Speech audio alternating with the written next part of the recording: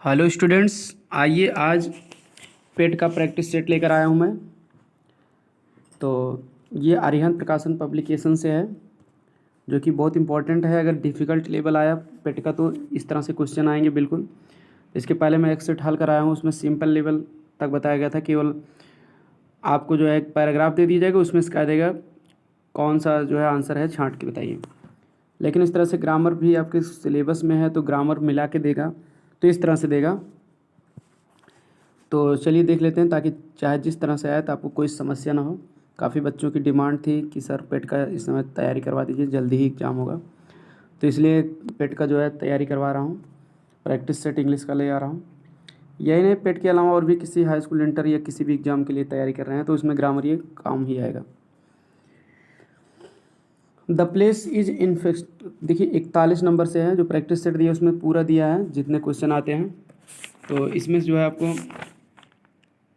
100 question में से 41 से लेकर 45 तक पेट का है। तो प्रैक्टिस कर लेते हैं, इसको आंसर सही से समझ लेते हैं। पहला क्वेश्चन जो दिया गया प्रैक्टिस करने के लिए, fill in the blanks with appropriate by appropriate preposition. Appropriate माना होता है उचित, उचित प्रीपोजिशन से आपको खाली स्थान को भरना है। तो देखिए पहला इसमें जो दिया है, पहले प्रश्न पढ़ लीजिए। The place is infested poisonous snacks. स्थान इन्फेस्टेड माना होता पीड़ित, पीड़ित होना या घिरा होना। पॉइजनस स्नेक जहरीले सांप। स्थान जो है जहरीले सांपों से पीड़ित है, मतलब उससे घिरा हुआ है, मतलब बहुत सारे जहरीले सांप हैं यहाँ। तो किसी चीज़ से भरा होना, घिरा होना, ठीक है, तो उसके लिए लगता है विथ। इन्फेस्टेड माने पीड़ित होता है, लेकिन इसका अर्थ होता है भरा होना या बहुत ज़्यादा मात्रा में पाया जाना। तो कहीं भी किसी चीज़ से भरा होना रहता है तो उसका सेंस जो है विथ रहता है। ये फिक्स प्रीपोजिशन है। इन्फेस्टेड साथ विथ लगता है, फिल के साथ विथ लगता है। फिल माने भरना, फिल, ठीक है।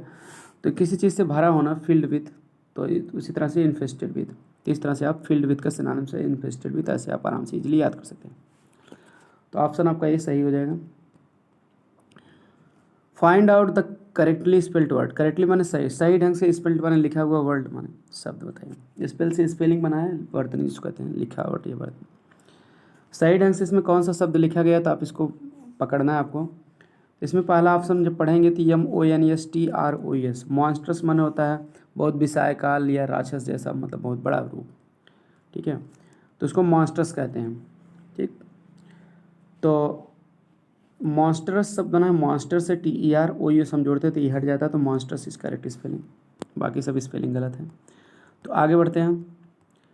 43 नंबर का क्वेश्चन जो दिया प्रैक्टिस के लिए, आप choose the correct one which can be substituted for the given sentence.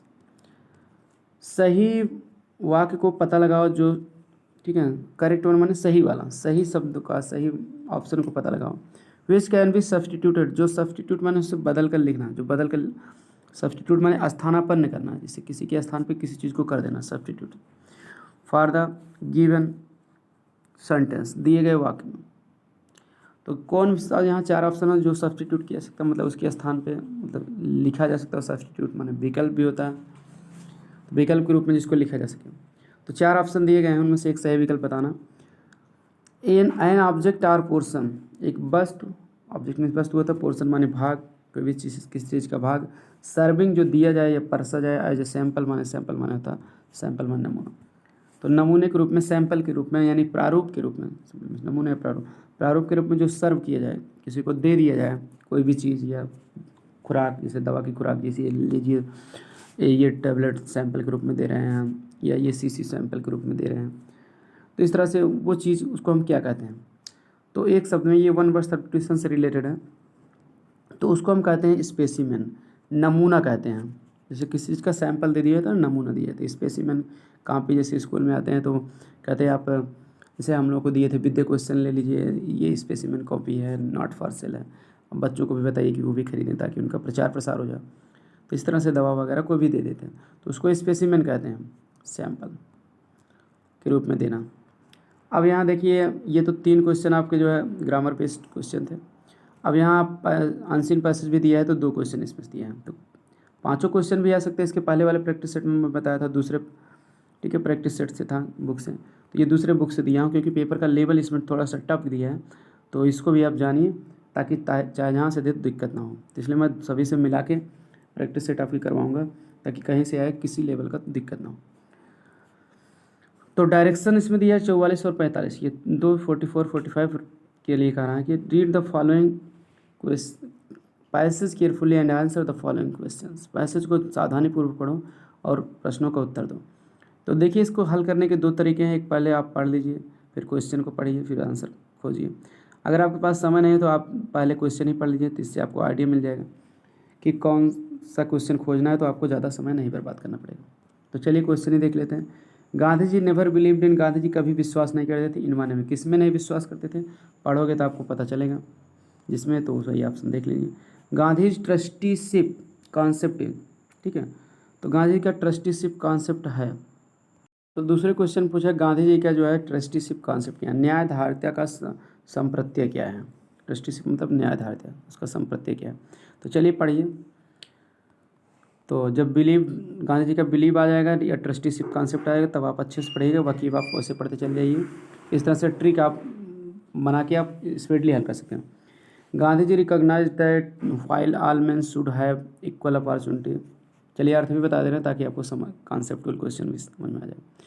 Gandhi ji ने रिकॉग्नाइज दैट, मानते थे कि while all men should have equal opportunity, ठीक है, गांधी जी के द्वारा ये मान्यता थी, रिकॉग्नाइज्ड मानते थे या पहचानते थे कि जब सभी लोग जो है कि समान अवसर हो, all did not have the same capacity, तब भी सभी को एक जैसी क्षमता नहीं होती है। गांधी जी ये मानते थे कि सभी के पास एक जैसी क्षमता नहीं होती है, जबकि जब उस समय जबकि सभी के पास जो है होना चाहिए बराबर अवसर, ठीक है। गांधी जी मानते थे कि सबके पास समान क्षमता, एक जैसी क्षमता नहीं होती है, जबकि सबके पास होना चाहिए, इक्वल अपॉर्चुनिटी होना चाहिए। रिकॉग्नाइज दैट के बाद इसका कनेक्शन ऑल दैट से है, ये वाक्य यहाँ बीच में दूसरा क्लास डाला गया है, तो आप उसका अर्थ अलग लीजिए ताकि आप समझ पाओ।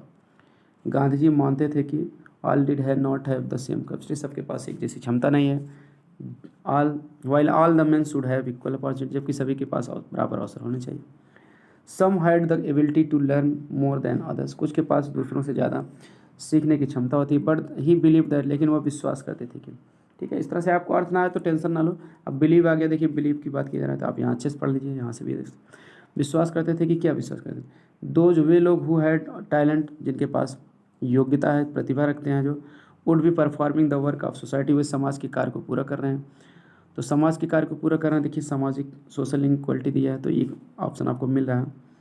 लेकिन इसमें देखिए ध्यान से देखिए आगे दिए complete equality in all respect, all भी दिया है, तो इसलिए और भी पढ़ना पड़ेगा। आगे देखिए दिया some had that ability to learn more than others, but he believe that those who had talent would be performing the work of society, ठीक है, जिनके पास जो क्षमता रखते हैं समाज के कार्य को पूरा करें। If they use their talent wisely and well, यदि वे अपने टैलेंट योग्यता को अच्छे ढंग से और बुद्धिमानी से प्रयोग करें। Gandhi ji said that he would allow a man of intellect to earn more and not surpass his talent.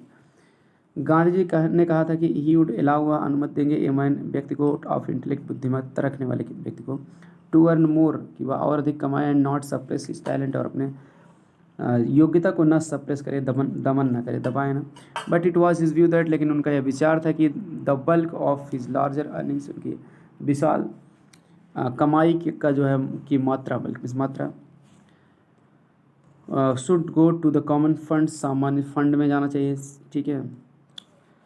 Those with talent and opportunity, उनके लिए विथ टैलेंट एंड अपॉर्चुनिटी, जो प्रतिभा रखने वाले हैं, जो अपॉर्चुनिटी अवसर जिनके पास होता है, वुड फाइंड देयर फुलफिलमेंट, वे अपना पूर्णता को प्राप्त कर सकते हैं अपने एज ट्रस्टीज, ठीक है, ट्रस्टीज के रूप में।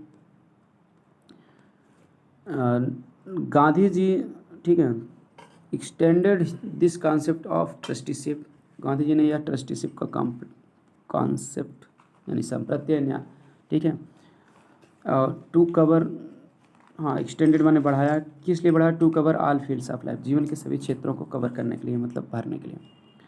तो अब इस तरह से हम क्या देख रहे हैं, तो अब यहाँ देखिए पहले क्वेश्चन का जो आंसर है सोशल इक्वलिटी, गांधी जी कभी विश्वास नहीं करते सोशल इक्वलिटी, समाज, ठीक है, नेवर बिलीव्ड इन, कभी विश्वास नहीं किया।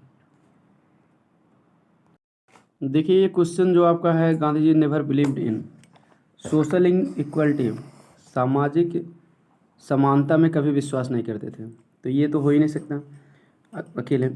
आल में करते थे ना, आल रेस्पेक्ट्स कि दिया गया लास्ट में वही होगा।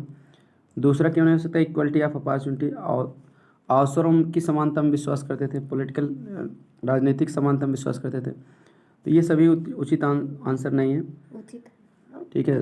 तो क्योंकि इसमें complete equality in all respect, सभी मामलों में बराबर समानता, इसका ये मतलब केवल सामाजिक इक्वलिटी, सामाजिक समानता में नहीं करते थे, ठीक है।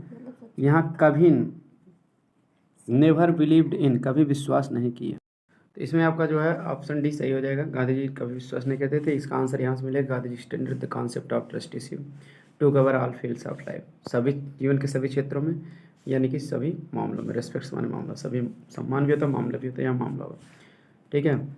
तो सभी मामलों में जो है पूर्ण समानता में गांधी जी कभी विश्वास नहीं करते थे, तभी तो उसको एक्सटेंड किए, बढ़ाए, ठीक है। ट्रस्टीशिप को, न्यायिकता की संपत्तियों को बढ़ाया उन्होंने, तो ये ऑप्शन डी आपका सही होगा। 44 में 45 में देख लेते, Gandhi ji trusteeship concept is, Gandhi ji का ये ट्रस्टीशिप न्यायिकता का संप्रत्य जो है किसमें है, अब देखिए, अब इसमें जो है